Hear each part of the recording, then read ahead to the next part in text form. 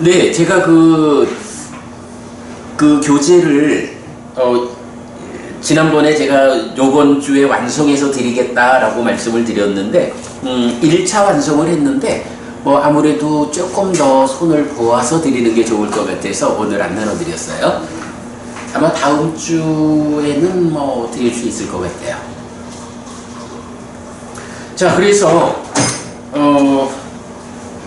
일단 페이지로는 29페이지인데, 지금 여러분들 교재에는 페이지가 안 나와 있죠? 우리 지난주 공부한 거 넘어가서 2번 사자후품으로 들어가겠습니다.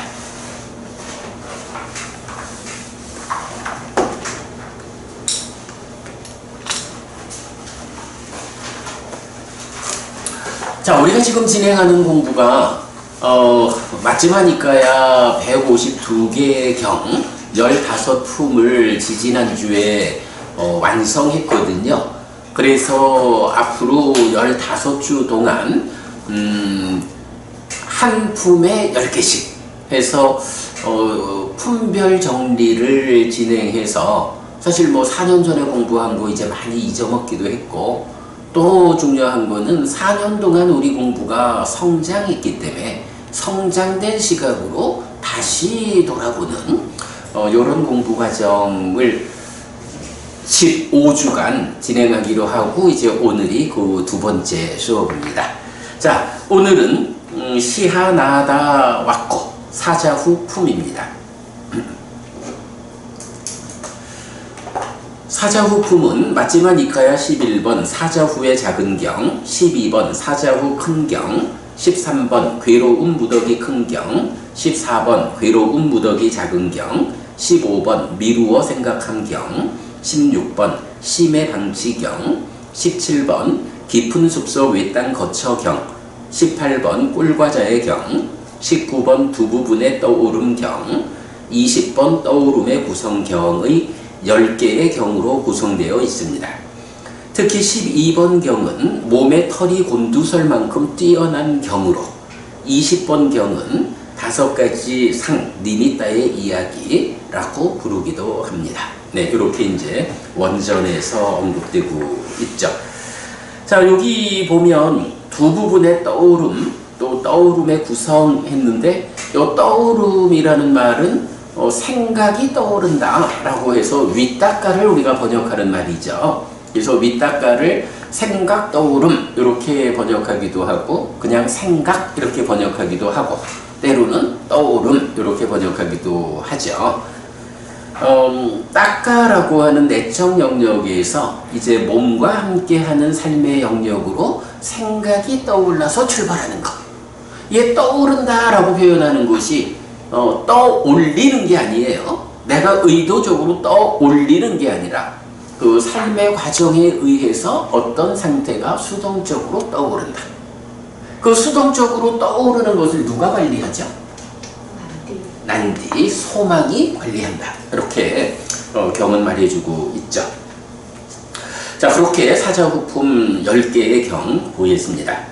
자, 첫째, 쭈라시하나다 수땅, 마지막이까야 11번 사자후경입니다. 완전한 경지는 하나뿐이다 라고 해서 애의 형성 과정으로의 따까, 그리고 애와 취의 이해, 이렇게 중심 주제가 되는데요.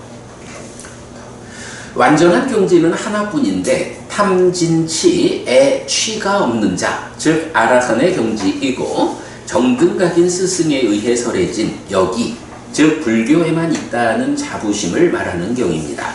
그래서 부처님은 사상의 성자는 여기에만 있다 라고 거침없이 말하라, 이렇게 여기에만 있다라고 거침없이 말하라, 요걸 뭐라고 해요? 사자후죠. 사자후를 통하라, 이렇게 말하는 거죠. 또한 유, 바와 존재의 견해와 존재에서 벗어남 위바와의 견해가 서로 저항됨, 그리고 이 두 가지 견해의 자라남 줄어든 매력 위험 해방을 있는 그대로 꿰뚫어 아는 사문이나 바라문이 완전한 경지를 실현한 자라는 점은 주목해야 합니다. 완전한 경지를 실현한 자가 누군가라고 이제 볼 수 있는데 거기에 대해서 이 두 가지 견해의 자라남 줄어든 매력 위험 해방. 요거 매력 위험 해방에 대해서는 우리가 많이 공부했죠. 위 없는 바른 깨달음을 깨달았다라고 선언하는 용례의 경이 17개가 있는데 그 중에 매력 위험 해방에 의한 깨달음의 과정을 설명하는 경이 12개, 70%다. 매력 위험 해방이라는 주제는 부처님의 깨달음을 말할 때 빼놓을 수 없는 주제다라는 거. 한편 취에 대한 완전한 지혜를 공언하는 자 중에 오직 열의 아라한 정등각은 바르게 모든 취에 대한 완전한 지혜를 선언합니다. 정등각에 의해 선언된 잘 설해진 법과 율입니다. 자, 사자후 작은경 이렇게 정리를 해봤어요. 요 지난주에도 말씀드렸지만 가능하면 카톡에 올릴 때 전체 보기 안 나오고 바로 그 동영상 연결될 수 있는 글자 수가 감안된 요약이죠. 가능한 대로 그렇게 썼고 뭐 때때로 필요할 때는 뭐 좀 더 늘리기도 하고 그래 하고 있어요. 그래서 이렇게 간략하게 했는데 자 여기서 보면 그 사자후 작은경에는 크게 세 가지의 주제를 말한다라는 걸 볼 수 있어요. 하나는 완전한 경지라는 것을 말하고 있어요. 완전한 경지. 그리고 두 번째가 견해라는 것. 세 번째가 취, 집착. 요 세 가지를 말하는데 아리나 부부님, 완전한 경지가 뭐죠? 그치? 완전하다, 완전한 경지라고 하는 거는 사실은 이게 스승에 따라서 다 다르게 말할 수는 있어요. 뭐 이게 우리가 불교 신자니까 부처님의 가르침에 익숙하니까 완전한 경지는 아라핫 그래 말하는 건데 다른 종교를 가진 사람한테 완전한 경지는 무엇일까요? 라고 하면 그들 스승이 말하는 대로 다르게 말하겠죠. 중요한 거는 이렇게 스승들마다 완전한 경지를 말하는데 그 중에 사실로서 완전한 경지는 어디에 있을까? 사실로서 완전한 경지는 정등각인 부처님에 의해서 선언되는 경지다. 그 경지가 아라한이다. 그런 얘기죠. 그래서 경에 보면 완전한 경지는 하나뿐인데 탐진치에 취가 없는 자, 즉 아라한의 경지다. 이렇게 말해요. 탐진치 어디 있나요? 딱가 안에서 탐진치가 있죠. 그리고 딱가의 결과로 가래가 생겨나요. 그리고 가래를 조건으로 취, 몸과 말과 마음의 행위가 있어요. 그래가지고 완전한 경지는 오직 하나거든. 그 하나의 경지가 어떤 경지라고? 탐진치, 그리고 가래, 그리고 취, 집착이 없는 이런 경지가 완전한 경지야. 헤디가 부부님, 그러면 이렇게 탐진치, 가래, 집착 이런 것들이 없는 그 완전한 경지를 성취한 사람을 뭐라고 불러요? 그죠? 그게 아라한인 거예요. 바로 그런 아라한이 다른 종교에도 있나? 그게 다른 종교에 없다고. 왜냐하면 아라한이 되는 단 하나의 방법이 있는데 그게 뭘까요? 발정도죠. 그래서 이 표현요. 여기에만, 즉 불교에만 있다라고 자부심을 가지고 말하라. 사자후를 도하라. 요 내용이 세 개의 경에서 나오죠. 첫 번째 보면 뭐 기본적으로 이제 사문경에서 예류자, 일례자, 불한자, 아라한 이 사상의 성자를 설명하면서 이러한 성자는 여기밖에 없다. 사자후를 도하라. 그렇게 말하고, 그리고 또 하나의 경우가 이제 부처님 돌아가실 무렵에 마지막 직계제자인 수바타 존자가 오잖아요. 수바타 존자가 와가지고 부처님 마지막 순간을 어떻게 내가 좀 배워보겠다고 와가지고는 묻는 얘기가 뭐냐 하면, 이 6명, 육사 외에도 부처님 밖에 있는 6명의 스승이 있는데 그들이 다 깨달음을 선언합니다. 그들이 정말로 다 깨달았나요? 누구는 깨닫고 누구는 못 깨달았나요? 이런 질문을 한다고. 그러니까 부처님이 뭐라 해? 되었어. 그 얘기 말고 내가 법을 설해줄게. 이래가지고 마지막 직계제자인 수바타 존자한테 설하는 법이 뭐야? 내가 유익을 구해서 출가했다. 50년 넘는 세월을 유익을 구한 삶을 살았다. 그래서 이렇게 부처가 되었고, 이런 부처가 된 아라한이라는 그 완전한 경지는 여기밖에 없다 라고 하면서 뭐라 해요? 탈정도가 있는 여기밖에 없다, 이 말씀을 하신다. 그러면서 예리자, 일레자, 불한자, 아라한 네 쌍의 성자를 정해 주잖아. 그리고 세 번째가 이경이죠. 네. 이경에서는 아예 그러니까 여기뿐이다 라는 이야기를 완전한 경지라는 더 확실한 표현을 가지고, 완전한 경지는 어떤 건지 알아? 탐진치와 가래와 집착이 없는 경지요. 그 사람이 아라한이요. 그런 아라한은 여기밖에 없다라고 어디에 가서든 자신 있게 말하라. 이래 선언하는 게 사자후 작은경의 중심 주제죠. 자, 그리고 나면 이어가지고 두 번째 주제가 견해를 말하는데,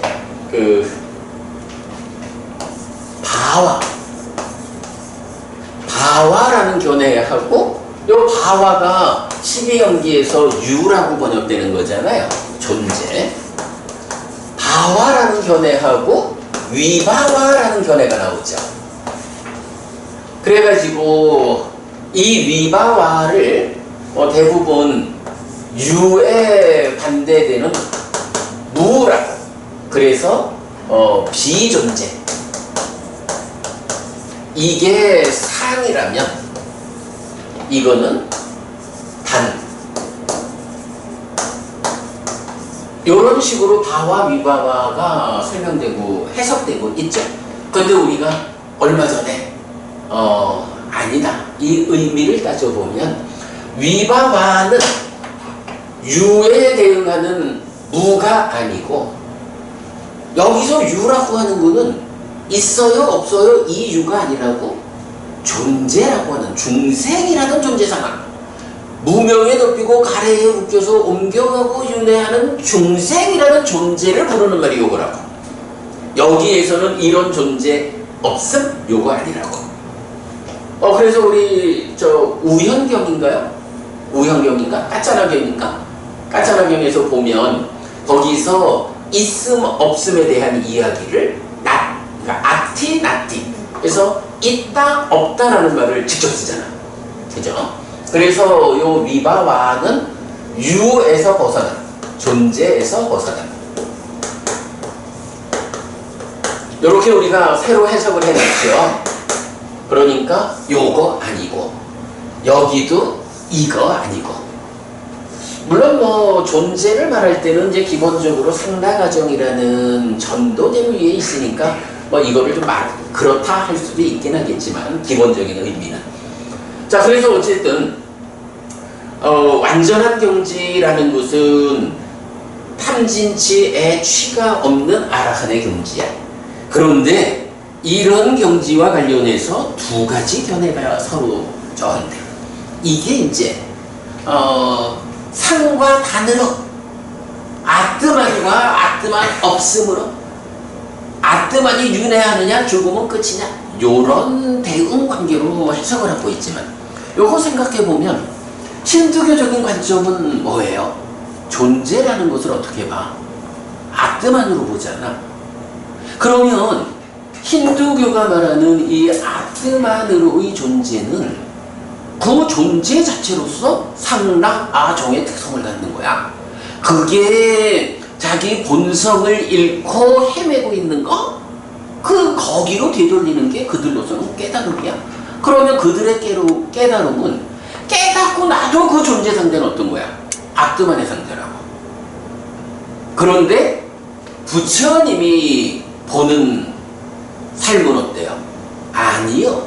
중생들의 존재라는 거, 이렇게 12연기적으로 취를 조건으로 유가라고 하는, 그래서 유를 조건으로 생이 있게 되는 이런 존재라는 것은 그런 항상한 거 아니요.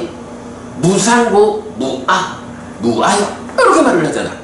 그러면 여기서 이 두 가지 견해가 서로 저항한다라는 거는 단상으로 저항을 따지자면 설명하기 쉽지. 죽은 다음에 윤회하는 거요. 죽으면 끝이요. 요런 대응관계로 설명을 하면 설명하기 쉬운 거야. 그런데 의미를 그렇게 보면 안 된다는 거지. 그럼 여기서 의미는 뭐야? 힌두교가 말하는 아트만으로의 존재. 거기에 비해서. 그럼 이제 그거는 어떻게? 그 아트만인 존재로부터 벗어난다. 이런 개념이 없죠. 있을 수가 없는 거야. 그 자체가 아트만이니까. 그러니까 그 아트만에 합일되는 것을 추구하는 거지. 근데 부처님은 아니야. 이 바와 유라고 하는 것이 그런 아트만 상나가정의 특성을 가지는 게 아니고, 이 바와조차도 무명을 조건으로 행들을 조건으로 식을 조건으로 명색이, 유기비, 초기, 수가, 애를, 취를 조건으로 생겨난 거라고. 이렇게 조건 지어줘서 생겨났는데 문제는 이게 어때요? 살아있는 동안은 반복하면서 삶을 괴로움으로 갖고, 몸이 무너져 죽은 다음에는 생존기간의 불균형, 이런 것 때문에 다시 태어나서 윤회하는 삶을 반복하잖아. 그러니까 이제 부처님 입장에서는 유라고 하는 것이 아트만이 아니다, 무아다 라고 보완했기 때문에 이제 해야 되는 일은 뭐예요?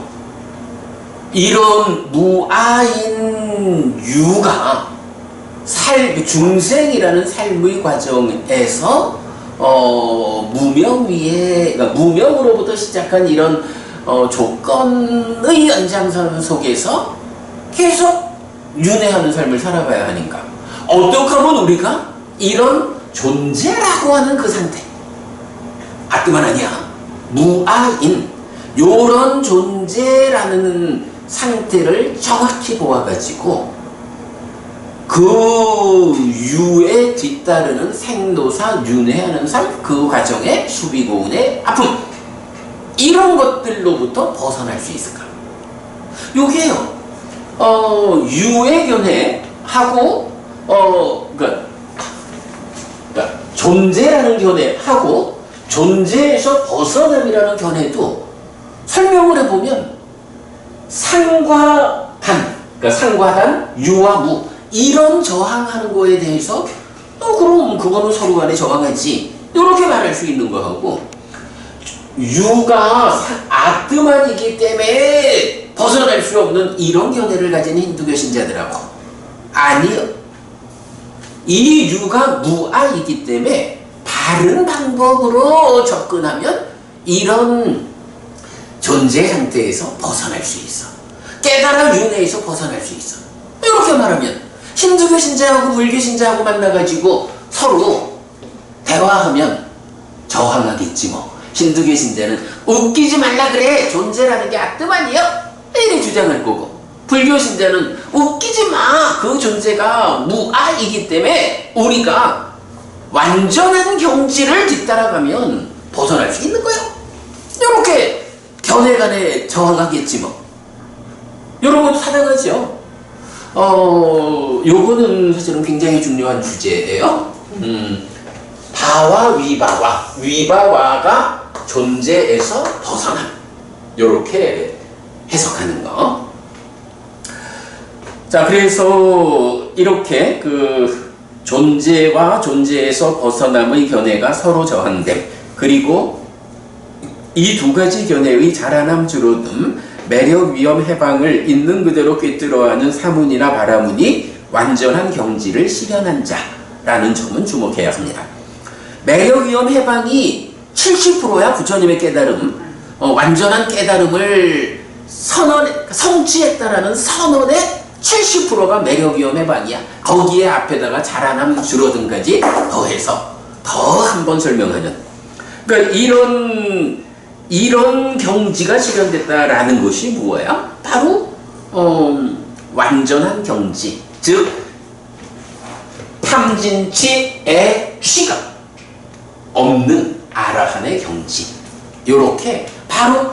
근데 아소카 부부님 안 그럴까요? 만약에 이 위바와가 유무, 상단 요런 쪽의 의미라면 이 둘이서 아무리 다퉈봐야 이거는 윤회가 있어요 없어요 이거 갖고 싸우는 거지. 거기서 결론을 내건들 뭐 윤회 있는 거지 뭐.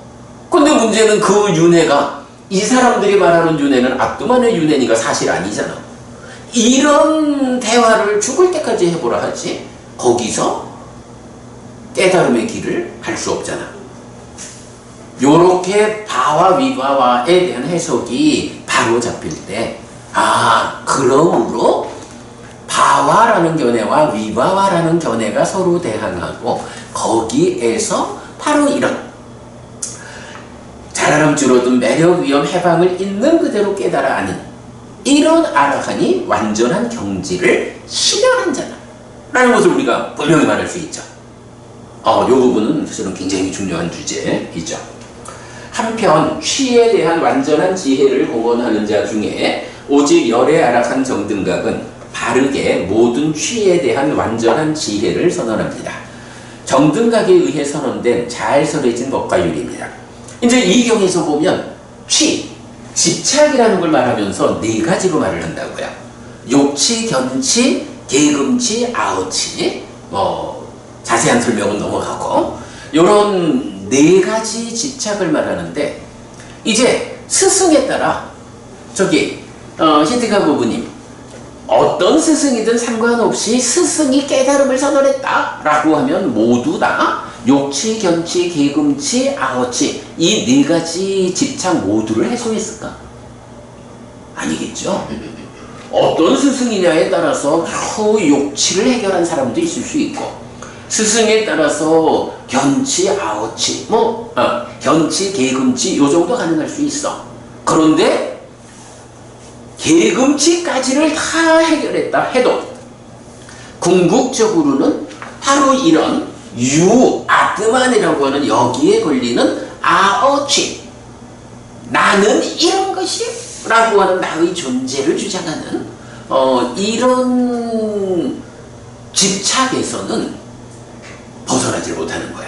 그 마지막 아어치까지 집착을 놓아버린 사람이 누구냐 라고 하니 바로 부처님이고 그의 깨달음을 재현하는 아라한들이고 요래 되는 거거든요.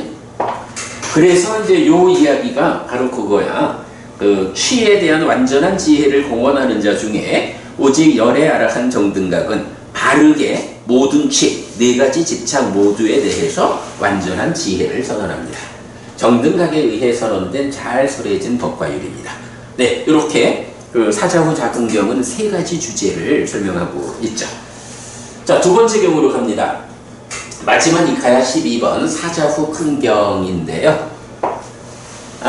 딱가라는 개념이 불교의 안팎에서 이미 일반적으로 알려진 삶의 과정이었다. 딱가 중심의 불교, 그리고 딱기 위망시라는 개념이 이제 이 경에서 나와요. 그 다음에 깨달음의 과정 딱기 요 부분은 좀 지워야 될 것 같아. 내가 왜 썼는지 모르지만 적절하지 않은 것 같아요. 이건 나중에 수정해서 드릴게요. 어쨌든 이제 행복으로 완성되는 행복. 이 경에서는 이제 수나카타라고 하는 제자가 부처님을 떠나는 거예요. 부처님을 떠나가지고는 이제 세상 사람들한테 가가지고 아유 내가 그저 사문고타마한테 출가했었는데 그 사문고타마가 그렇게 썩 훌륭한 스승이 못 되더라고. 그래서 내가 팽개치고 돌아왔어. 이제 이렇게 이제 말을 하는 거죠. 이 법과 율을 떠난 수나카타는 이렇게 말합니다. 사문고타마에게는 인간을 넘어선 법인 성자들에게 적합한 차별적 지화견이 없다. 사문고타마는 관찰을 동반하여 딱가를 두드려 자신이 이해한 법을 설한다. 어떤 목적을 위해 설해진 법은 그것을 실천하는 자를 바르게 괴로움에 부서짐으로 이끈다. 이 말을 들은 사리푸타 존자가 부처님께 전달하는데 부처님은 자 여기서 세 가지 말을 했죠. 그 중에 세 번째 이야기 어떤 목적을 위해 설해진 법은 그것을 실천하는 자를 바르게 괴로움에 부서짐으로 이끈다라는 말은 부처님을 칭찬하는 것이라고 말합니다. 그러니까 수나가타는 세 가지 말로 부처님을 비방한 거야. 근데 부처님이 세 번째 말은 비방이 아니라 칭찬이요. 어쨌든 내가 설한 법은 그것을 실천하는 자들을 바르게 괴로움에 부서짐으로 이끄는 그런 법이요. 이건 칭찬이요. 라고 하는데 이제 문제는 그 앞에 부처님한테는 인간을 넘어선 법인 성자들에게 적합한 차별적 지화견이 없다. 이 차별적 지화견은 사실 높은 수행에 속하는 다양한 주제들을 포함하고 있죠. 근데 적합한 차별적 지화견이 없다. 근데 사실은 이 성자들에게 적합한 차별적 지화견이 완성되었다라고 하면 아라한이죠. 두 번째가 사문고타마는 관찰을 동반하여 딱가를 두드려 자신이 이해한 법을 설한다. 이렇게 이제 그러니까 세 번째는 칭찬인데 첫 번째 부처님한테 차별적 지화견이 없다라는 거는 나를 모르고 하는 얘기야. 두 번째로 딱가를 두드려 자신이 이해한 법을 설한다라고 하는 것도 나를 모르고 하는 얘기야. 이건 잘못된 거야. 이런 견해를 바꾸지 않으면 지옥 가는 거야. 이제 이렇게 부처님 말씀하시죠. 자, 그래서 이어서 수나카타가 부처님에 대해 모르고 있는 점으로부터 시작해서 부처님에게 어떤 능력이 있는지 설명하는데 이렇게 알고 이렇게 보는 나란 표현을 통한 5가지입니다. 해서 아니 내가 차별적 지화견이 없다고? 그건 수나카타가 나를 모르고 하는 얘기예요. 이러면서 이제 나는 이렇게 알고 보거든?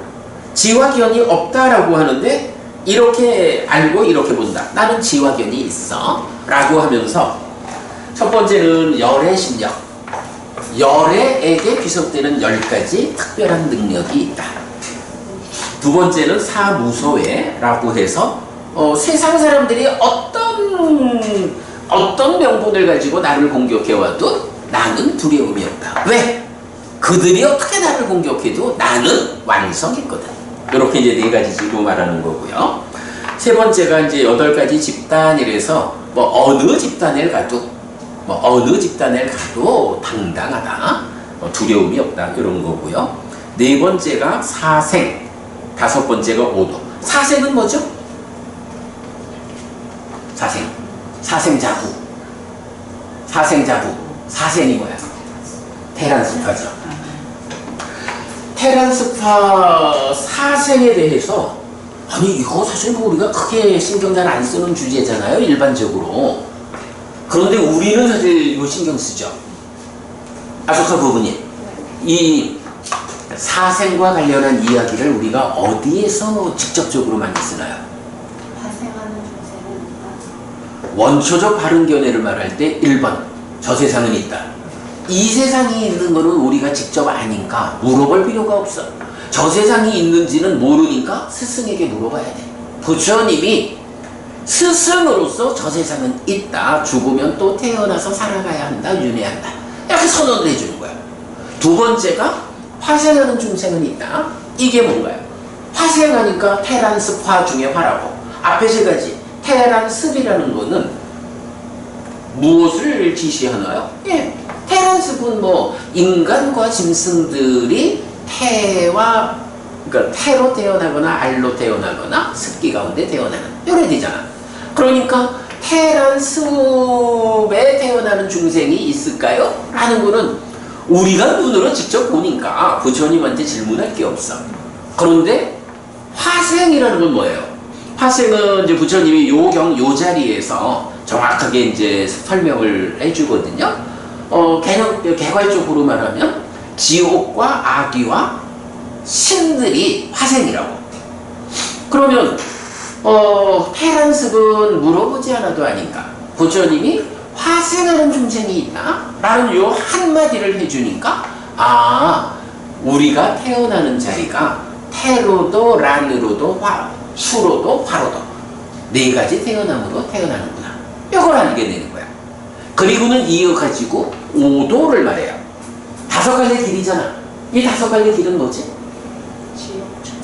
바로 화생하는 중생이 있다라고 되니까 그 태란습은 인간과 축생이라고, 거기에 화생이 지옥과 아기와 신으로 첨령하잖아. 그러니까 죽어서 업에 따라서 태어날 거 아니야. 그 업에 따라 태어나는 자리가 지옥이거나 축생이거나 악이거나 인간이거나 천상, 신으로 태어나거나, 이걸 말해주는 거라고. 이래서 사생과 오도라는 게 사실은 뭐 우리 불교 신자들 가운데 보면 이 테란스파하고 뭐 지옥, 축생, 악귀, 인간, 천상 이 부분 크게 신경 안 쓰잖아요.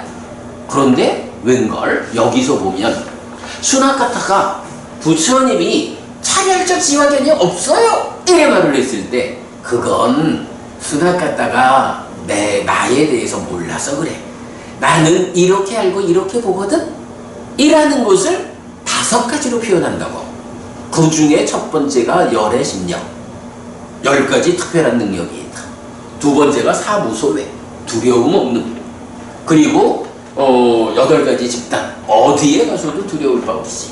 그리고는 나머지 2개가 사생과 오도로 나오는 거예요. 이거는요, 말하자면 순학 갔다가 부처님을 모르고 지화견이 없다고 차별적인가? 이럴 때 부처님이 그건 모르는 얘기고 내가 이런 지화견이 있거든? 5가지로 말해줄게. 그 중에 2개가 뭐냐 하면 사생에 대해서 내가 아는 사람이야. 나는 사생을 알고 봐. 오도 5갈래 태어남의 길을 알고 봐. 요 말하는 거야. 굉장히 큰 거죠. 예, 그래서 이제 그 부분. 그래서 이제 또한 뒷부분에서는 깨달음 이전에 행했던 고행의 과정에 대해서도 자세히 소개하고 있습니다. 요거는 우리가 이건 그때 경에서 아주 이 경이 또 길잖아요. 긴 가운데 부처님 고행하시던 이야기 상세히 나오죠. 어떤 사람이 사리푸트다요, 이렇게 알고 이렇게 보는 나에게 사문 고타마에게는 인간을 넘어선 법인 성자들에게 적합한 차별적 지화견이 없다. 사문 고타마는 관찰을 동반하여 딱가를 두드려 자신이 이해한 법을 설한다 라고 말한다면, 사리푸트다요, 그러니까 요건 뭐지? 3가지 중에 앞에 2가지 말한 거죠. 그 말을 버리지 않고 그 심을 버리지 않고 그 견해를 포기하지 않으면 운반되듯 지옥에 놓인다. 예를 들면 사리푸트다요, 계를 갖추고 삼매를 갖추고 지혜를 갖춘 비구는 이건 뭐예요? 계정해 3가지 무더기, 계학, 심학, 해학, 사막을 닦은 이런 분이죠. 그러니까 계와 삼매와 지혜를 갖춘 이래 하니까 이 사람은 누구야? 다 갖췄으니까 아라한 이래 되는 거죠. 지금 여기에서 무위의 알을 얻을 것이다. 이처럼 사리푸트다요, 이런 성취를 나는 말한다. 그 말을 버리지 않고 그 심을 버리지 않고 그 견해를 포기하지 않으면 운반되듯 지옥에 놓인다 라고 해서, 그러니까 손을 갖다가 3가지로 부처님을 비방했는데 앞에 2가지에 대해서 잘못됨을 말하고, 그러고 3번째는 칭찬이에요. 하는데 그 칭찬이 뭐예요? 어떤 목적을 위해 설해진 법은 그것을 실천하는 자를 바르게 괴로움에 부서짐으로 이끈다. 알리나 부부님, 그러면 여기서 부처님이 어떤 목적을 위해 설해진 법이랬고 그것을 실천하는 자는 바르게 괴로움에 부서짐으로 이끈다 이랬거든. 이 경 안에서 보자면 어떤 목적을 위해 설해진 법이 뭐죠? 어떤 목적을 위해서 부처님이 어떤 법을 설한 거야? 근데 거기서 구체적으로 말하는 게 계를 갖추고 삼매를 갖추고 지혜를 갖춘 비고, 그래서 계정해를 말한 거죠. 그래서 이렇게 계정해를 갖춘 비구가 지금 여기에서 무위의 알을 얻을 것이다. 무위의 알, 깨달아 아라한 될 것이다. 이렇게 선언하는 거죠. 요게 이제 이건 수납 갖다가 세 가지로 말한 것 중에 앞에 두 가지는 잘못이요 라고 지적하고, 한 가지는 그건 칭찬이라고 말하면서 내가 그런 목적을 가지고 말한 법이 개정해거든. 이 개정해를 잘 바꾸면 어떻게 된다고? 무위의 암, 아라한을 실천하는 거야. 아라한이 누구라고? 앞의 경에서 보면 완전한 경지, 하나뿐인 완전한 경지를 실현한 사람이죠. 이렇게 연결되는 내용을 볼 수 있죠. 자, 여기서 근데 사실 시간 관계상 말을 꺼내기가 좀 어려운데 한 가지만 지적만 하고 갈게요.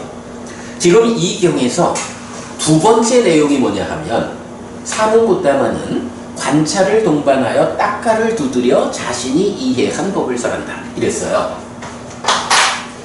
뭐 관찰을 동반하여 라는 부분 뭐 당연히 그런 거고, 핵심적으로 딱가를 두드려 이랬거든.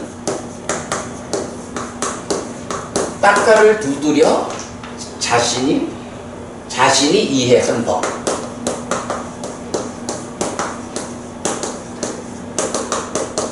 아소서 부분이 요 딱가를 두드려 자신이 이해한 법 이러면 부처님도 이렇게 한 거 아닌가? 악기무왕시. 그런데 이제 문제는 경에서는 이렇게 말하는 수납 갖다가 틀렸다라고 말하는 거야. 그러니까 딱가를 두드린다라는 요 말이 어떤 단어로 나오냐 하면 딱기라는 말로 나온다고. 요 이가 되면 이제 이게 고러한 상태의 사람을 말하는 정비사야. 그러니까 딱기와 관련한 어떤 일을 하는 사람 이런 얘기거든. 딱기라는 말이 나오는데 이 딱기가 딱가를 두드려서 자기가 이해한 법 이렇게 말한다고. 말하자면 딱가가 어디 있어요? 딱가가 여기 있네. 앞으로 우리가 분명히 말하지만 딱가를 해석한 불교와 딱가를 해석 못한 불교는 구분될 거야. 분기점이야. 딱가가 여기 있어. 그런데 지금 여기서 뭐라 해? 이 딱가를 두드리고 있는 거야. 계속. 딱가 어떻게 두드릴까? 사실은 딱가 내면의 문제를 풀으려면 어떻게 해? 사념초의 과정을 통해서 초선, 제2선, 제3선, 제4선 이렇게 3매를 성취하고 여실지경 가야 그 다음에 딱가 안으로 들어갈 수 있잖아. 불교적 관점으로 그렇거든. 근데 이제 이건 일단 부처님하고는 다른 어떤 방법을 딱기 해서 딱가를 두드린다. 단어가 이건 그런 의미를 갖는 단어야. 딱가를 두드린대.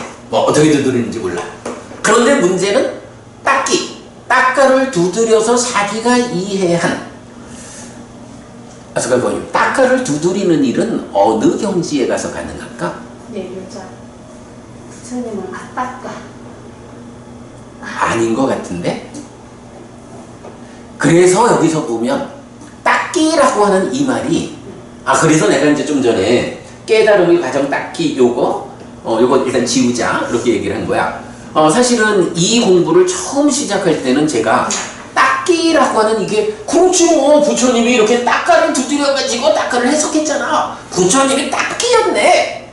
이렇게 처음에 내가 말을 했지. 이렇게 이해하자 이랬다가 이어지는 공부 과정에서 아니다. 딱기라고 하는 이거, 딱가를 두드리는 이 방법은 딱가를 대상으로 어떤 일을 하기는 하지만 부처님의 깨달음과는 다르다. 그러니까 딱가까지 온 거는 훌륭해. 그런데 그 딱가와 관련해서 어떤 일을 해야 되냐고? 그래, 지금 딱 그 말이야. 내가 그 얘기 하려고 그랬거든. 딱기라는 이 사람들은 딱가를 두드리는데 이 딱가 안에 말하자면 딱가라는 이 가래가 형성되는 과정, 이 내면에서 무슨 일이 진행되는 것일까? 떡떡떡떡 노크를 하면서 두드리는데 답이 안 나오는 거잖아. 부처님은 어땠다고? 딱가처럼 내가 성취한 법은 딱가의 영역을 넘어섰다. 가래가 형성되는 딱가라는 영역을 넘어서서 가래가 형성되지 않는 그런 삶을 실현했다. 이게 내가 깨달은 법이다. 이렇게 말하잖아. 이 차이인 거야. 딱가를 두드리는 수행자하고 딱가 안에서 어떤 일이 진행되는지를 요거 어떻게 봐야 돼? 사실은 이게 사마타 위파사나잖아. 염호 이탐 소멸 딱 사마타 위파사나라는 부처님 깨달음의 길에 의해 가지고 딱가 안에서 진행되고 있는 상태를 정확히 보고 그 문제를 해결했잖아. 번뇌를 푼다라는 게 그거죠. 그래서 부처님은 딱가처럼 딱가의 영역을 넘어선 것으로 당신의 깨달음을 성취를 말한다고. 그럴 때에 이 딱가를 두드린다 하는 이런 사람들은 오긴 온 거야. 노크만 하고 있지 힘이 부족해서 문 열고 들어가서 그 안에 일을 해결을 못한 거지. 그 이야기로 봐야 되죠. 딱기에 대해서 우리가 따로 정리한 글도 좀 있고 그래 해요. 근데 이런 딱기라는 이 참 좀 특별한 용어에 의해서 우리가 좀 이렇게 살펴봐야 되는 것이 딱가를 밖에서 두드리는 일 가지고 깨닫지는 못한 거구나. 그래서 딱기 위망시가 위안을 주지 못하는 범행이다. 이렇게 뒤에 가면 이제 삼닥가경에서 나오거든요. 깨달음으로 연결되지 못하는 수행이다. 왜? 딱가의 영역을 넘어선 이런 성취하고 방법이 다른 거야. 못 간 거야. 요 얘기죠. 늙고 바라보는 것까지는 삭기까지는 내가 지금 이제 그 비슷한 얘기를 한 거예요. 좀 전에 이제 그러면 딱기가 되어가지고 두드리려면 어느 경지까지 와야 할까? 이게 물론 이게 이제 팔정도에 의한 방법이 아니니까 접근 방법이 다르겠지. 그런데 불교적 접근식으로 말하면 지금 말씀하신 그런 방법. 사념초에 의해 가지고 여실지견, 초선, 제2선, 제3선, 제4선 이런 삼매라는 토대 위에서 내적인 심의 사마타로 법을 늘어나게 하고 법의 윗바사나를 통해서 여실지견까지 가야 딱가 안에 들어가서 사마타 윗바사나로 가잖아.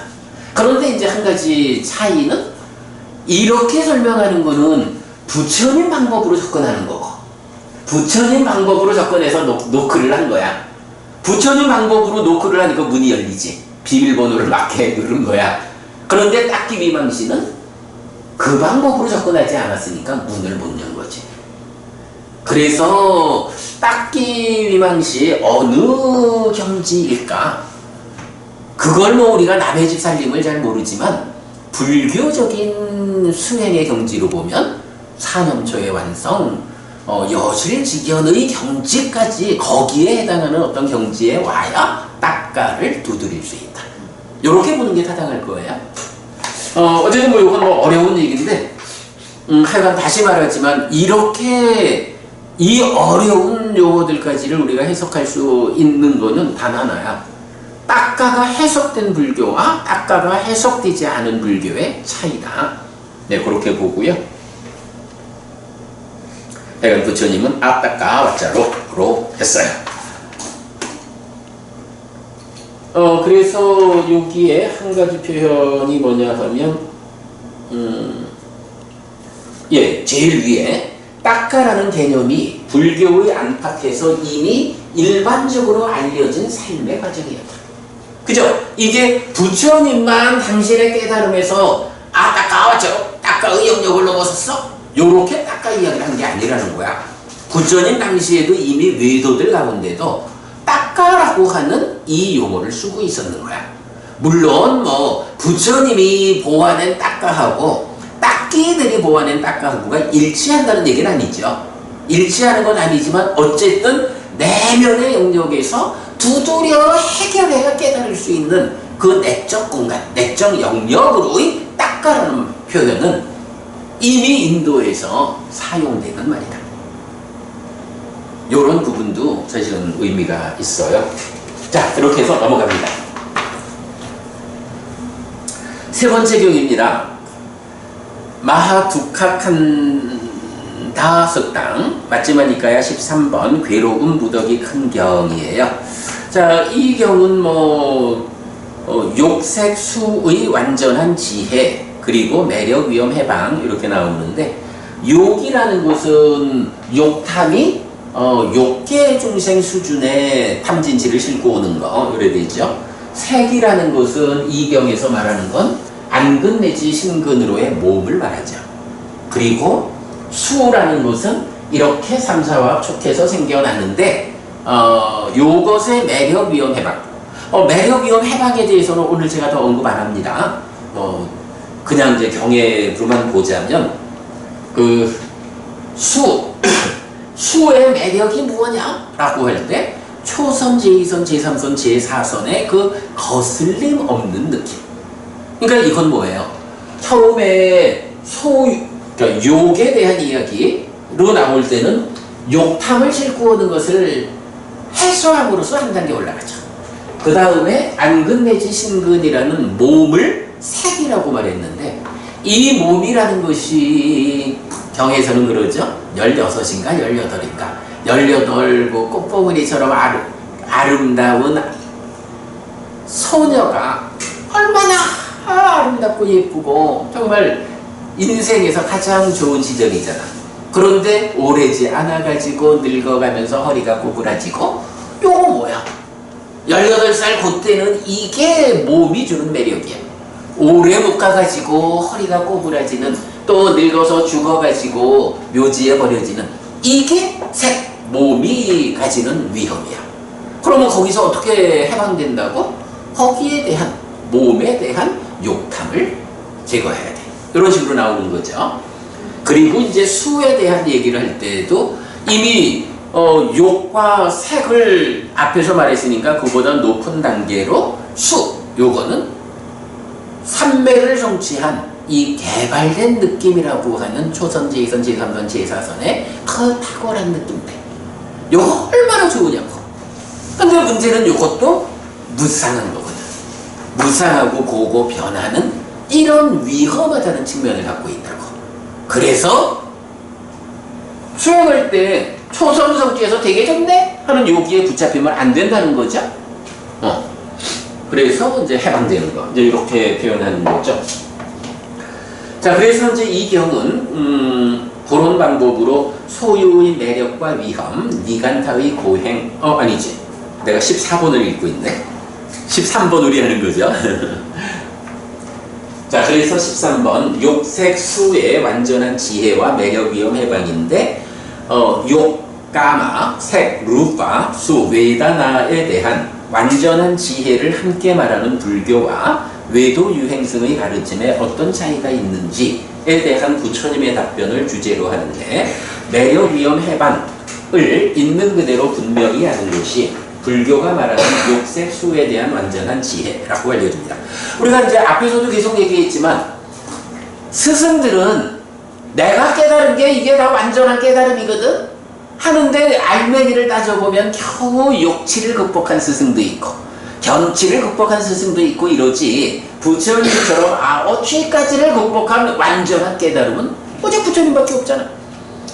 세상에는 많은 스승들이 완전한 지혜, 내가 완전한 지혜를 깨달았어 이렇게 말을 한다고. 그런데 그게 사실일까?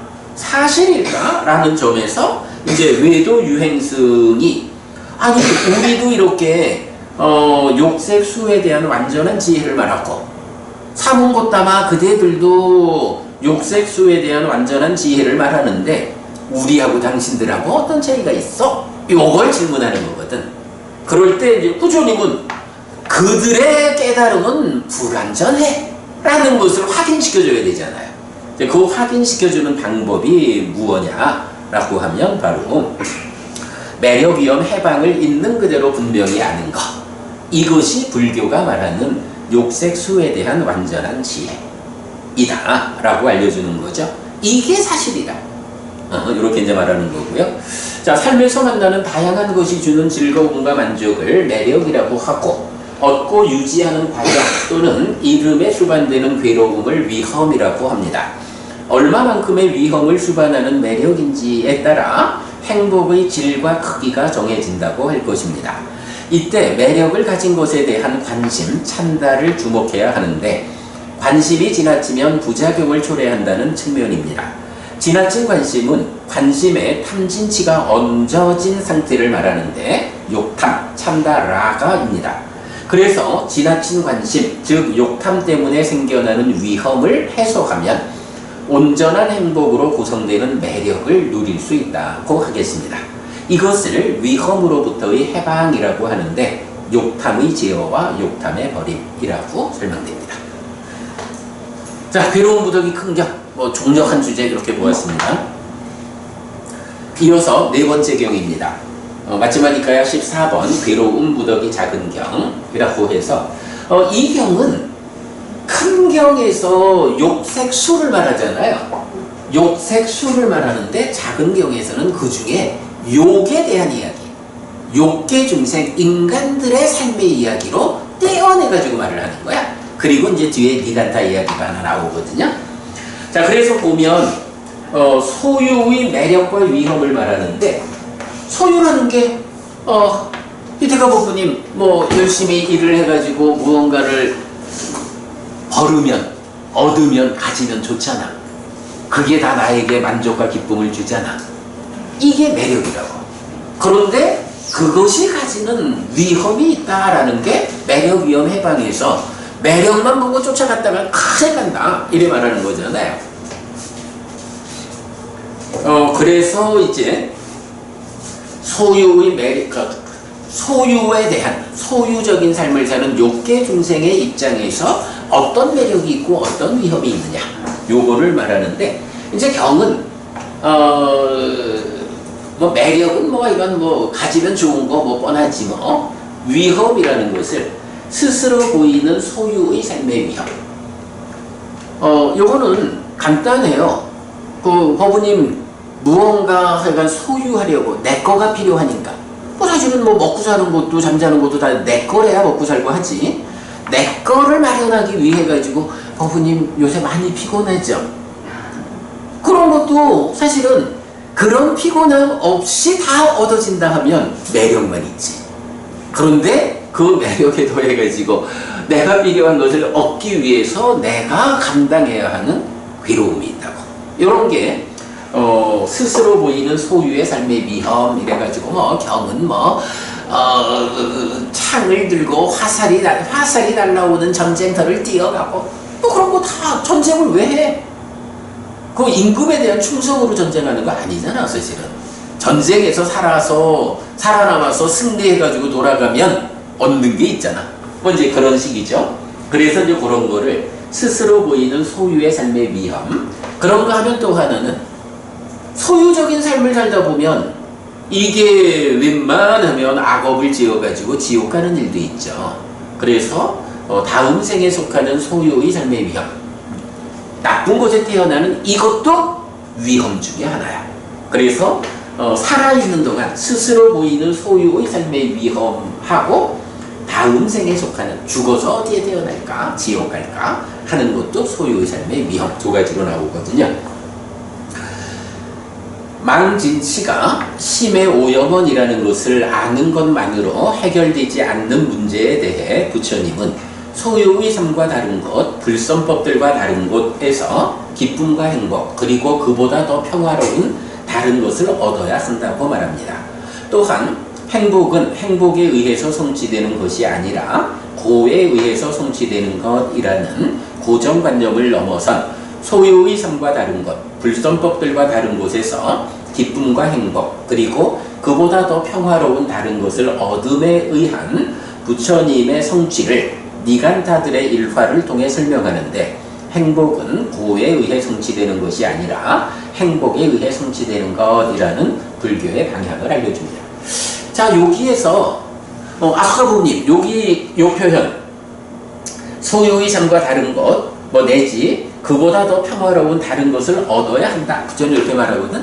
요거 어떤 거하고 좀 연결이 될까요?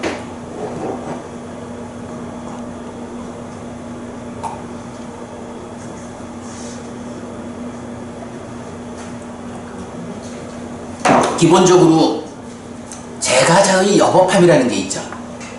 상가 출가자들이 바르게 출가자의 본분 잘 공부해서 부처님 가르침을 확인, 유지, 전승하도록끔 하기 위해서 상가의 의식주와 약품이라는 필수품을 공급하는 것, 이게 제가자의 여법한 실천이잖아. 그 제가자의 여법한 실천에 의해서 명성을 얻고 하늘에 태어난다. 이렇게 나오잖아. 근데 부처님이 이어가지고 시열경에서 뭐라고 해요? 그거 가지고 만족하면 안 된다. 이거 제가자의 여법함경, 제가자의 여법한 실천, 이렇게 필수품을 공급하는 거는 그거 없으면 출가자들이 먹고 살기 위해서 돈 벌러 나가는 순간 불교는 끝나잖아. 불교가 유지되어서 그대들의 삶을 향상으로 이끌게 하기 위해서는 경제활동을 하는 제가자들이 기본적으로 그건 해줘야 되는 거야. 요게 기본인 거야. 그런데 그렇다고 제가자들이 그렇게 필수품을 제공하는 것만 가지고 명성을 얻고 하늘에 태어나는 이걸로 만족한다라고 하면 이게 또 안 되는 거거든. 아니 어떻게 부처님 제자 가운데 출가자는 잘 공부해서 수행해가지고 높이 올라가는데 제가자는 수행자, 그러니까 출가자들 시중이나 들면서 먹을 거나 챙겨주면서 겨우 그냥 명성을 얻고 죽은 뒤에 낮은 하늘에 태어나는 요게 다라하면 불교 신자로서 너무 속상하지. 부처님이 그러잖아. 그거 가지고 만족하면 안 된다. 이어서 여임의 희열을 경험해야 한다. 해서 희열 가운데에 여임의 희열. 여임이라는 게 뭐야? 탐진치가 없는 상태를 만든다. 5가지 장애가 없는 상태를 만든다. 이런 게 여임이잖아. 그죠? 그래서 제가자도 상가를, 그러니까 교단을 유지하기 위한 공급자의 역할도 놓치면 안 되지만, 그러나 개별적으로는 자기의 삶을 잘 수행해가지고 여임의 희열을 경험하는 데까지 이끌어야 한다. 지금 요 경의 분장은 딱 그 얘기죠. 그렇게 보면 되겠어요. 자, 다음 장으로 넘어가면 이제 여기에 소유의 삶과 관련해서 또 아주 중요한 유명한 문장이 하나 있죠. 소유의 삶은 매력은 적고 괴로움과 절망은 많다. 여기서 위험은 반복된다.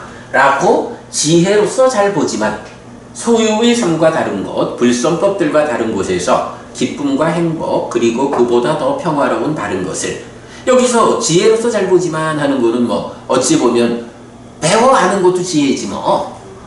배워 알아가지고 소유의 삶이라는 게 매력은 적은 거요, 위험이 반복되거든. 이렇게 아는 거 가지고 완성 아니요.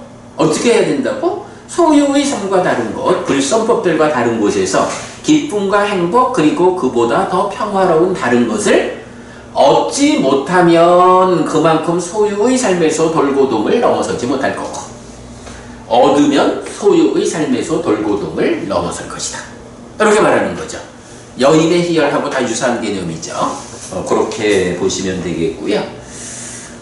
깨달음 이전 깨닫지 못한 보살이었을 때 부처님도 얻지 못했을 때는 벗어남을 선언하지 못했고 얻었을 때 벗어남을 선언했다 라고 부처님 깨닫기 이전의 이야기도 함께 하고 있어요. 자, 이렇게 사실은 이 괴로운 무더기 큰 경 작은 경도 굉장히 비중 큰 경이죠. 우리가 잘 알아야 하고요. 이게 경이 한 품을 한 번에 정리하려고 그러는데 모두가 다 너무 중요해. 그게 걱정이야. 자, 5번입니다. 마지막 니카야 15번 미루어 생각함 경. 모나게 하는 법들과 원만하게 하는 법들, 부처님과 제자들의 역할 분담 선서의 율경 있어요. 완고한 자, 모나게 하는 법들을 갖춘 자, 인내하지 않는 자, 이어지는 가르침을 바르게 붙잡지 않은 자라면 동료 수행자들은 그에게 말해야 한다고 생각하지 않고 가르쳐야 한다고 생각하지 않고 그 사람에 대해 믿음을 가져야 한다고 생각하지 않습니다. 그러나 유연한 자, 원만하게 하는 법들을 갖춘 자, 인내하는 자, 이어지는 가르침을 바르게 붙잡은 자라면 동료 수행자들은 그에게 말해야 한다고 생각하고 가르쳐야 한다고 생각하고 그 사람에 대해 믿음을 가져야 한다고 생각합니다.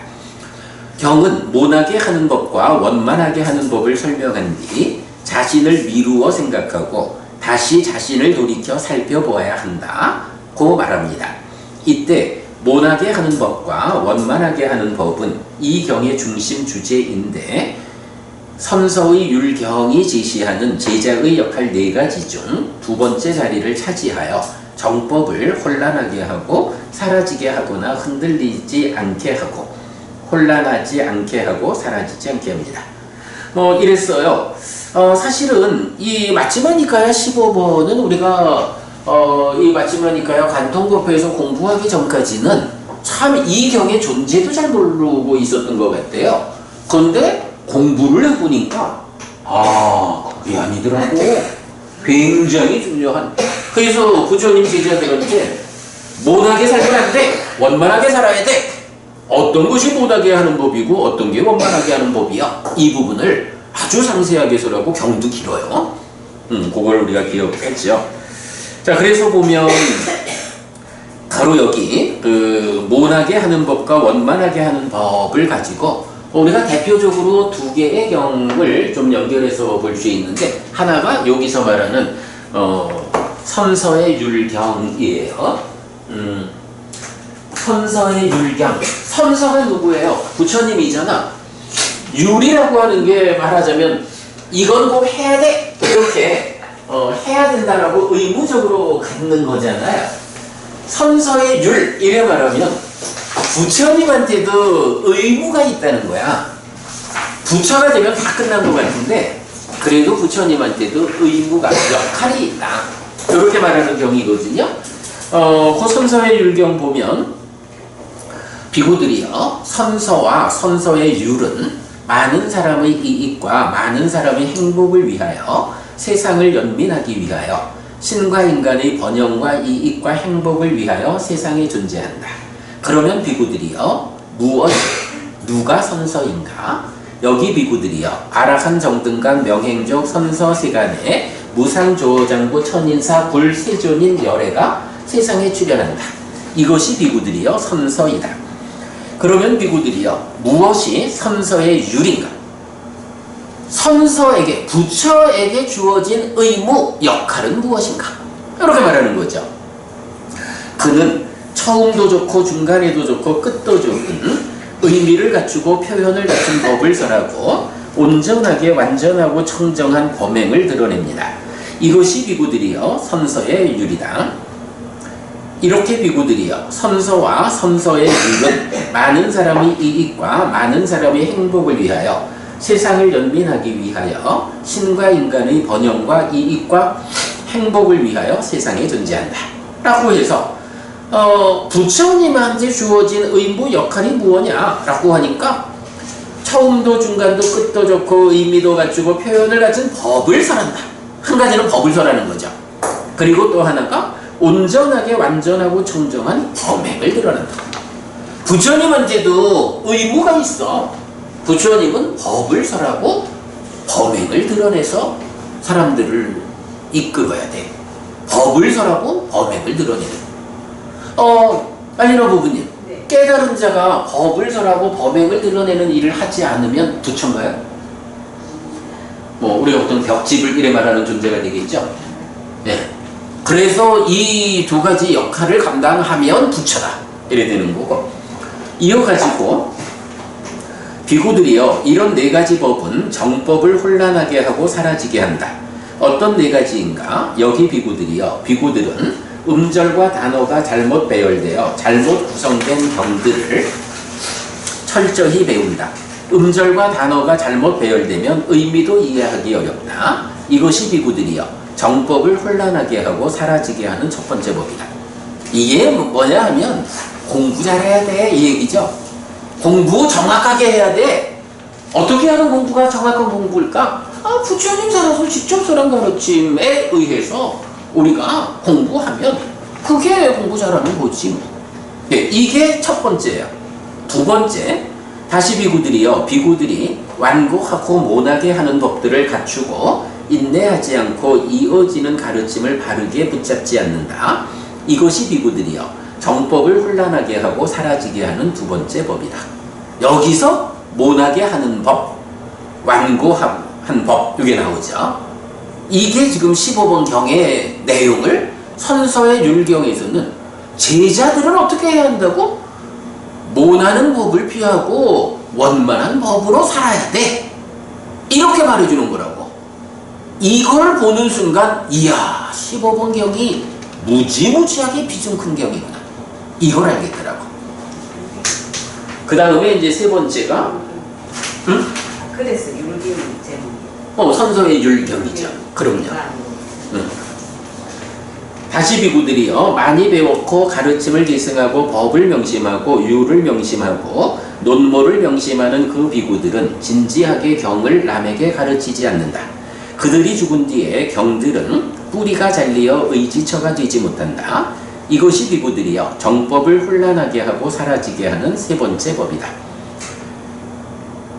경을 배워놓고는 가르치지 않으면 자기 죽으면 끝이지 뭐. 제자들의 입장에서는 가르치는 일을 해야 돼. 이거죠. 네 번째, 다시 비구들이여 장로 비구들은 풍족하게 살고 해이하다. 들어갈 때는 앞서고 여임에서는 짐을 내려놓는다.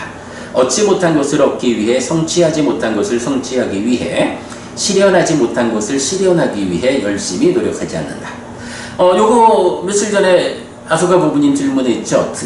들어갈 때는 앞서고 여임에서는 짐을 내려놓는다. 요거 뭔가요? 대중 안으로 들어갈 때, 마을 안으로 들어갈 때는 앞장서서 가는 거예요. 여임에서는 짐을 내려놓는다. 여임, 요건 아까도 우리가 얘기했지만 결국은 탐진치에서 떠나고 장애에서 떠나고 이런 거잖아. 그럼 여기서 짐은 뭐길래 그렇게 떠나기 위해선 짐을 내려놔야 되나? 짐이라는 건 뭐 가래 이렇게 보면 되겠죠. 가래라는 짐을 내려놓는다. 짝인 가래 이런 개념.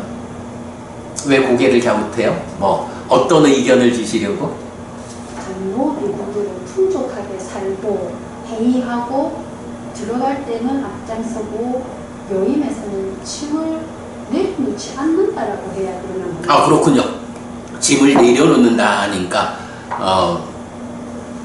그렇네. 아 여기서는 맞네. 내가 실수했네. 짐을 내려놓는다는 것은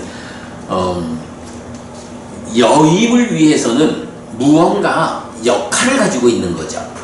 수행을 한다. 수행과 관련해서 다양하게 노력하는 이런 것들을 가지고 여임으로 가야 되는데 그걸 내려놓으니까 수행하지 못하는 이런 거죠. 예, 맞습니다. 제가 실수했습니다. 그들의 뒷사람들도 뭐 요래하고 요것이 정법을 혼란하게 하고 사라지게 하는 네 번째 법이다. 요렇게 이제 정법을 사라지게 하는 네 가지 법이 있고 이어가지고는 정법을 흔들리지 않게 하는 네 가지 법이 있는데 요건 뭐예요? 앞에 것을 반대로 설명하고 있죠. 네, 요렇게 모난 법하고 원만한 법이 바로 비구들에게 주어져 있는 역할. 부처님은 법을 설하고 범행을 드러내는 두 가지 역할을 가지고 있다면 비구들은 이런 네 가지 역할을 갖고 있다. 그 네 가지 역할 중에 두 번째가 이렇게 삶을 살아라. 모나지 않게 원만하게 이렇게 표현하고 있는 거죠. 요거는 이렇게 선서의 율경에서 중요하게 나타나고 또 하나가 우리가 지난주 보았지만 산례카수다 8번경 8번경에서 44가지로 삶의 형상을 이끄는 법들을 설명하잖아요. 거기에서 보면 상당 부분이 이 모나게 하는 법들이 들어가 있어. 그래서 모나게 하는 법들은 선서의 율경 그리고 더 높은 삼경 요 두 군데에서 많이 쓰이고 있다. 그렇게 말하고요. 자, 그 다음에 여섯 번째 경입니다. 맞지마 니카야 16 심의 방치경. 심의 방치와 속박. 이 경은 5가지 심의 방치, 5가지 심의 속박, 이 법과 율에서 자라나고 늘어나고 충만하게 됨이라는 3가지를 주제로 하는데 5가지 심의 방치가 버려지지 않고 5가지 심의 속박이 뿌리 뽑히지 않으면 이 법과 율에서 자라나고 늘어나고 충만하게 되는 경우는 없고 5가지 심의 방치가 버려지고 5가지 심의 속박이 뿌리 뽑히면 이 법과 율에서 자라나고 늘어나고 충만하게 되는 경우는 있다는 것입니다. 이런 5가지 심의 방치가 버려지고 이런 5가지 심의 속박이 잘 뿌리 뽑힌 비구는 사여의족을 닦고 노력하게 되죠. 이렇게 노력 등 15가지 요소를 갖춘 비구는 염호할 수 있고 깨달을 수 있고 위없는 육아 안원을 성취할 수 있다. 이래서 이런 5가지 공부의 약함, 또 5가지 법으로 공부의 약함 5가지 내지 5가지 심에 속박해서 10가지를 제가 격을 소개하고 있거든요. 이러한 10가지를 버리기 위해서 사념처, 사정근, 사여의족을 닦아야 한다. 이렇게 이제 경말하고 있는데, 우리가 이제 목요일 날은 오늘 공부에서 좀 부족한 부분을 더 보충해가지고 한번 다시 공부를 할 거잖아요.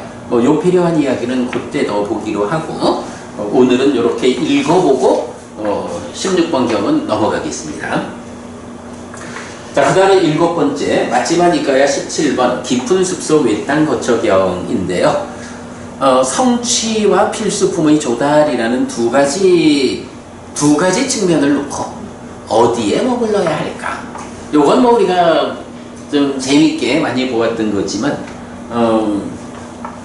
그러니까 비구가 어떤 깊은 숲속 외딴 거처 마을 번화가 도시 지역 사람을 의지하여 머물 때의 4가지 대응. 그러니까 뭐 비구들이 제각각 어떤 자리에 의지해서 살아가겠죠. 그럴 때 그 의지라는 거가 말하자면 2가지 측면으로 있는 거예요. 하나는 먹고 사는 일에 불편이 없어야 되잖아. 어딘가에 의지해 산다 라고 할 때는.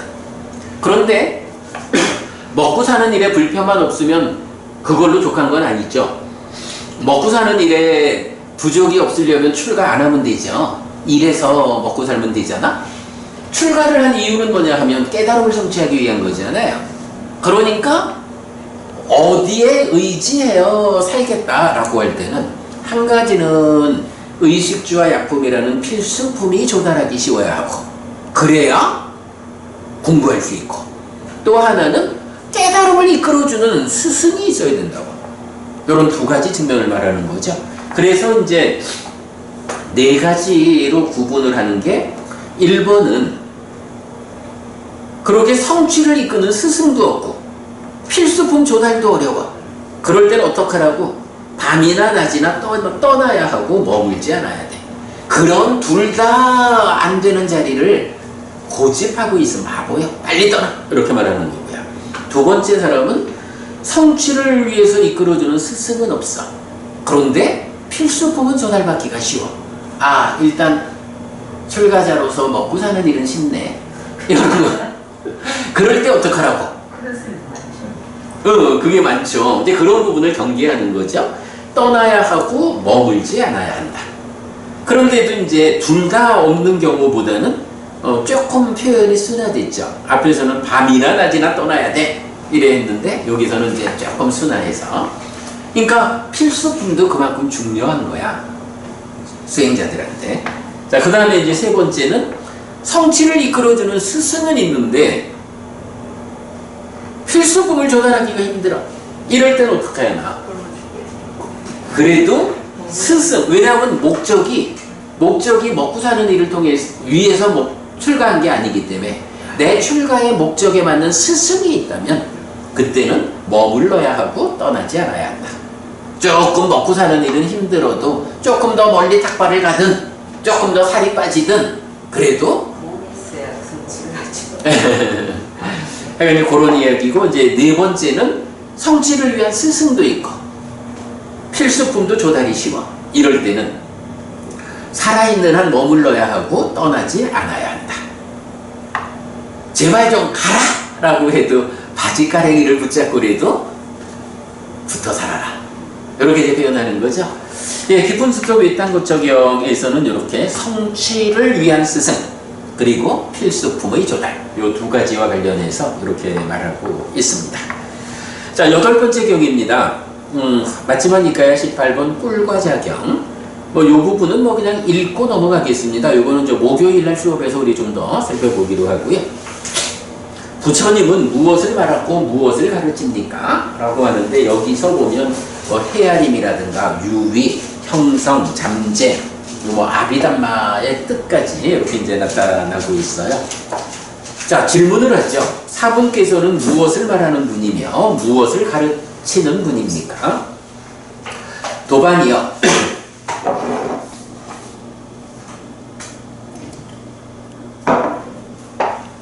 도반이요. 신과 마라와 공천과 함께하는 세상에서 사문 바라문과 신과 사람을 포함한 무리를 위해 세상에서 누구와도 다투면서 머물지 않음을 말하는 자입니다. 소유의 삶에서 벗어나 머무는 불확실함이 없고 후회를 잘랐고 존재와 비존재에 대한 가래에서 벗어난 바라문에게 상들이 잠재하지 않습니다. 도반이요. 나는 이렇게 말하는 자이고 이렇게 가르치는 자입니다. 여기 존재와 비존재는 바와하고 위바와가 아니에요. 바와하고 아바와라고 해서 존재라는 말을 직접 부정하는 아바와가 들어있어서 그대로 존재와 비존재 이렇게 번역을 했고요. 남들과의 다툼을 넘어 자신과의 다툼까지도 해소된 삶을 부처님은 말합니다. 그러기 위해서는 상들이 잠재하지 않아야 한다고 부처님은 가르칩니다. 자, 그랬더니 어떤 비구가 질문합니다. 세상에서 누구와도 다투면서 머물지 않음을 위해 무엇을 말하고 어떻게 상들이 잠재하지 않습니까? 다툼이 없으려면, 부딪힘이 없으려면 무엇을 말할까요? 어떻게 상들이 잠재하지 않습니까? 상의 잠재라고 하는 개념이 나타나는 거죠. 부처님 답변입니다. 원인이 있을 때 사람에게 빠번짜 산야 상카 희론, 상, 헤아림들이 생기는데 여기에서 기뻐해야 하고 드러내야 하고 묶여야 하지 않으면 잠재 성향 등 악한 불선법들이 남김없이 소멸한다. 요거는 참 우리 그림이 좋은 그림이에요. 자, 여기서 보면 빠빤짜라는 말이 나오거든. 희론. 빠빤짜 희론이 사유하는 거지 뭐. 번뇌 위에서 사유하는 거. 그러면 빠빤짜 산냐. 여기서 보면 이렇게 사유하는 거, 몸과 말과 마음의 행위가 번뇌의 영향 위에서 진행되면 식이 머물기도 하고 상이 잠재하기도 하죠. 상이 잠재한다. 그래서 희론 다음에 상이 잠재하고 그 다음에 상카라고 해서 헤아림이란 말이 생기는데 아까 보면 헤아림이 뭐죠? 자연식.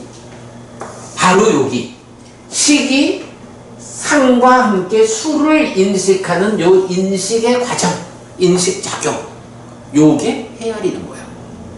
여기서도 내 입처가 욕탐과 함께 내 입처를 인식하는 게 이게 뭐지? 하고 헤아리는 거잖아. 마찬가지 여기서도 식이 상과 함께 수를 헤아리는 요게 상카라고 우리가 해석하는 거야. 이런 거는 그야말로 메커니즘이 그림으로 보여주지 않으면 풀어지지 않는 말이죠. 자, 그랬더니 이제 그 다음에 뭐가 나오냐 하면, 원인이 있을 때 사람에게 희론, 상, 헤아림들이 생기는데, 여기에서 기뻐해야 하고 드러내야 하고 묶여야 하지 않으면, 요건 뭐죠? 기뻐하고 드러내고 묶여 있으면 문제잖아. 그거 안 할 수 있으면 요 얘기죠. 그거 뭐야? 빠번짜 산냐 상카에 이어가지고 심이 기뻐하고 드러내고 묶여 머물면 소망이 생겨서 가래가 되는데 기뻐하고 드러내고 묶여 머무는 요거 안 할 수 있으면 요거죠.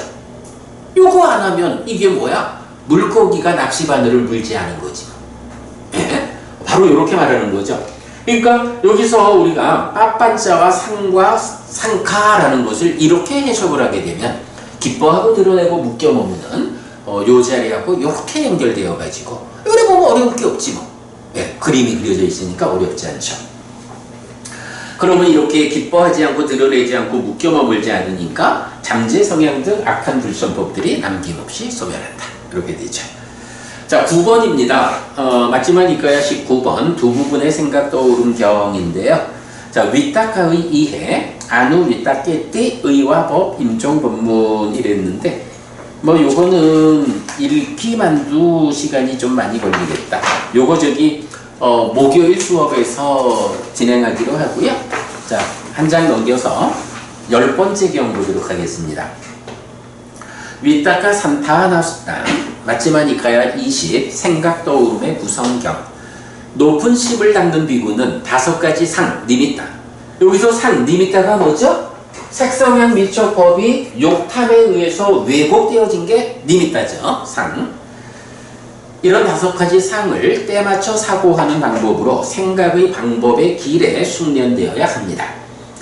관심과 진과 치를 동반하는 생각이 버려지고 사라지고, 그러면 심은 안으로 진정되고 가라앉고 집중되고 삼매에 들어진다.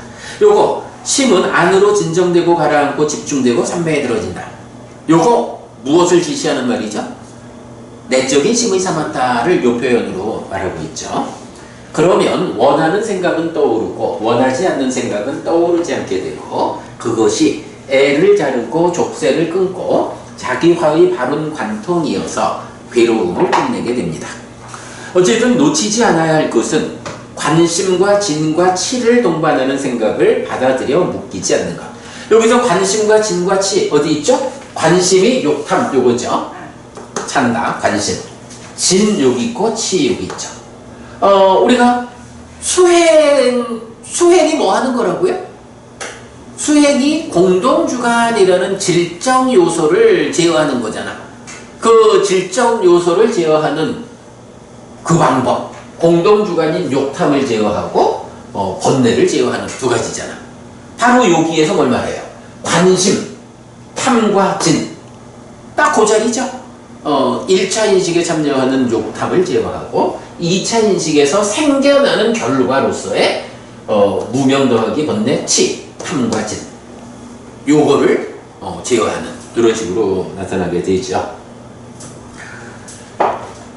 그러면 원하는 생각은 떠오르고 원하지 않는 생각은 떠오르지 않게 되고, 그것이 애를 자르고 족쇄를 끊고 자기화의 바른 관통이어서 괴로움을 끝내게 됩니다. 어쨌든 놓치지 않아야 할 것은 관심, 진, 치를 동반하는 생각을 받아들여 묶이지 않는 것입니다. 마치마니까야 18번 꿀과 작용과 19번 두 부분의 생각 떠오름경, 20번 생각 떠오름의 구성경은 생각 떠오름, 위따까를 주제로 연결됩니다. 꿀과 작용이 위따까에서 실온의 연결을 설명하고, 19번 경은 위따까를 두 부분으로 나누어 대응 방법을 설명합니다. 그리고 20번은 위따까에서 시작하는 행위가 탐진치를 싣고 순환하여 인식에 참여함으로써 왜곡된 유웨이처인 상, 니미따로 확장된 영역을 설명합니다. 라고 해서 경 하나는 살짝 넘어갔지만 그래도 대부분 요 사자후 품에서 우리가 함께 알아야 하는 중요한 주제들은 오늘 그래도 잘 좀 짚어봤죠. 부족한 부분은 이제 목요일 수업에서 한번 반복 수업하면서 더 설명드리도록 하겠습니다. 자, 그래도 다행히 우리가 시간을 넘기지 않았네. 혹시 하실 말씀 있으신가요? 마칠까요? 삼마삼부토 바가와 스와카토 바가와타 담모 수파티판노 사와카 상고띠. 세조는 전부가 계시나 세조로부터 법은 잘 설해졌다. 제자들의 상가는 잘 실천한다. 찌란띠 타뚜로 가수밍 삼마삼부타 사산한띠. 정등각의 가르침이 이 세상에 오래도록 머물기를. 이차마항 얀냥 야지뚱 양마마 아싸 디가라땅 히타야 수카야띠. 오래도록 나에게 이익과 행복을 주는 자선행을 실천하리라. 이당 다낭 페다낭 냐띠 살로 히타낭 우파카파뚜. 이당 다낭 페다 냐띠 살로 히타 파리분잔뚜띠. 이 보시가 돌아가신 친지와 혈육들에게 도달하기를. 이 보시를 돌아가신 친지와 혈육들이 사용하기를.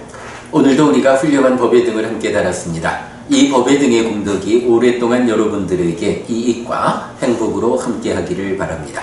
또한 오늘의 이 법보시의 공덕이 여러분 생각하시는 그분들에게 도달하고 사용되기를 바랍니다. 수고하셨습니다.